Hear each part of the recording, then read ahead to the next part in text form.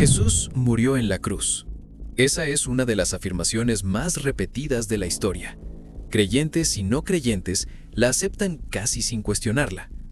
Pero cuando la cruz se observa desde la historia romana, desde la medicina antigua y desde las propias contradicciones de los textos bíblicos, la pregunta deja de ser tan simple. ¿Jesús realmente murió en la cruz? ¿O algo más ocurrió? Para Roma, la crucifixión no era un castigo religioso, era un método de ejecución política. Se aplicaba a rebeldes, esclavos y enemigos del imperio. Su objetivo no era solo matar, sino hacerlo lentamente, a la vista de todos, como advertencia. Roma sabía exactamente cómo matar en una cruz. Las víctimas podían tardar horas, incluso días, en morir. La causa principal no era la pérdida de sangre, sino la asfixia progresiva. El cuerpo colgaba, los pulmones colapsaban, y cada respiración se volvía un esfuerzo agonizante. Para acelerar la muerte, los soldados rompían las piernas, impidiendo que la víctima se impulsara para respirar. Ese detalle es clave. Según los evangelios, a Jesús no le rompieron las piernas, dijeron que ya estaba muerto. En su lugar, un soldado le atravesó el costado con una lanza. De la herida salió sangre y agua, un detalle que ha sido interpretado teológicamente durante siglos, pero que médicamente abre más preguntas que respuestas. Otro dato inquietante es el tiempo. Jesús estuvo en la cruz solo unas pocas horas. Para una crucifixión romana, eso era inusualmente rápido, demasiado rápido. Además, Pilato se sorprendió al enterarse de que ya había muerto. El propio Evangelio lo dice. Un prefecto romano, acostumbrado a ejecuciones, no esperaba un final tan veloz. Algo no encaja. A esto se suma un hecho poco mencionado. Jesús fue bajado de la cruz con autorización oficial y entregado a seguidores cercanos. Eso tampoco era lo habitual.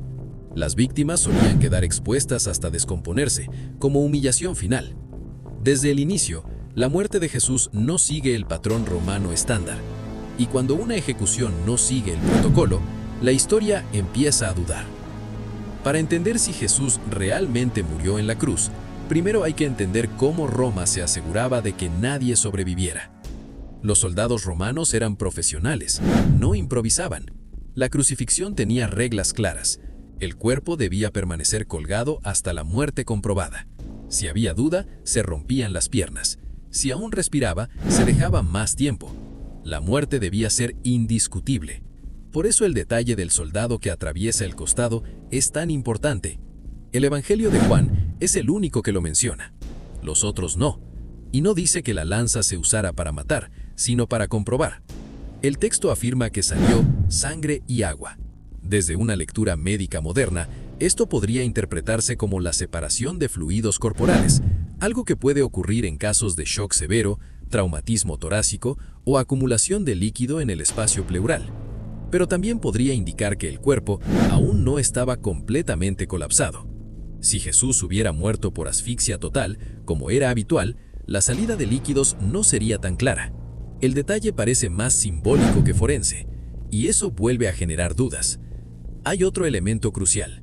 Jesús fue crucificado en la víspera del sábado, un día sagrado. Las autoridades judías pidieron que los cuerpos fueran retirados para no profanar la festividad. Roma aceptó. Esa urgencia alteró el procedimiento normal. Cuando los romanos aceleraban una crucifixión, rompían piernas. A los otros crucificados sí se las rompieron. A Jesús no. ¿Por qué? Porque lo dieron por muerto. Pero dar por muerto no es lo mismo que comprobar la muerte con certeza absoluta. Incluso hoy, errores así ocurren. Además, Jesús fue entregado rápidamente a José de Arimatea, un hombre con recursos y acceso. El cuerpo no fue arrojado a una fosa común, fue tratado con cuidado, vendado, ungido, colocado en una tumba privada. Demasiadas excepciones para una ejecución romana. Y cuando hay demasiadas excepciones, la historia no afirma, empieza a preguntarse. Jesús no fue enterrado como un criminal romano, no fue lanzado a una fosa común, fue envuelto en lienzos, ungido con especias y colocado en una tumba nueva, propiedad de José de Arimatea, un miembro del Consejo Judío, un hombre con influencia, un hombre con acceso. Eso no era normal. Las ejecuciones romanas buscaban humillar incluso después de la muerte.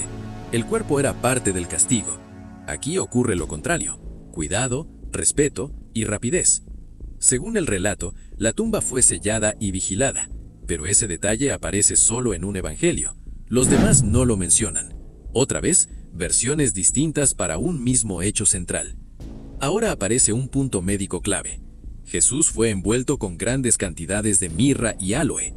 Estas sustancias no solo se usaban para honrar a los muertos, también tenían propiedades medicinales, antisépticas, calmantes e incluso estimulantes de la respiración en dosis específicas.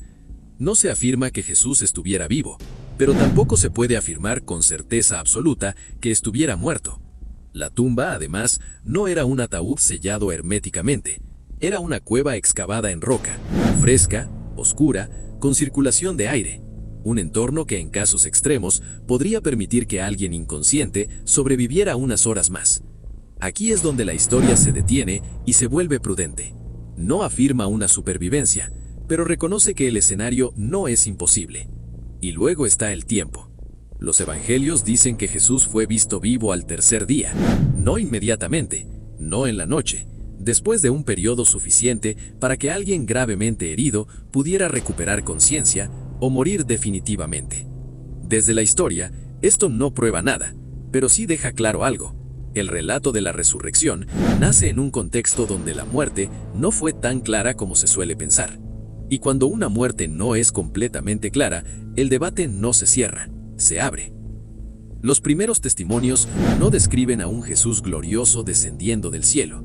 Describen a alguien que aparece de forma intermitente, que no siempre es reconocido, que muestra heridas, que come, que camina, que habla, pero que también parece distinto. María Magdalena no lo reconoce al principio. Los discípulos de Emaús caminan con él sin saber quién es. Los apóstoles dudan, algunos creen, otros no. Si la resurrección hubiera sido un evento claro, inmediato e innegable, ¿por qué tanta confusión? Hay un detalle que suele pasar desapercibido. Jesús muestra heridas abiertas, no marcas simbólicas, heridas reales. Tomás toca su costado. No se trata de un cuerpo perfecto, se trata de un cuerpo dañado. Desde una lectura histórica, eso es extraño para una resurrección divina, pero coherente con alguien que sobrevivió a una tortura extrema. Y además, Jesús ya no se muestra públicamente, no vuelve al templo, no enfrenta a Pilato, no denuncia a Roma. Sus apariciones son privadas, breves, selectivas, y luego desaparece. Si Roma supiera que un ejecutado seguía con vida, habría actuado, pero no hay registros de persecución inmediata por una supuesta supervivencia. Roma parece dar por cerrado el caso. Eso sugiere algo importante. Para el poder romano, Jesús ya no representaba una amenaza política. Y aquí aparece otra pregunta incómoda. ¿Por qué los discípulos tardan en comprender lo que supuestamente ocurrió? ¿Por qué no lo proclaman de inmediato con claridad?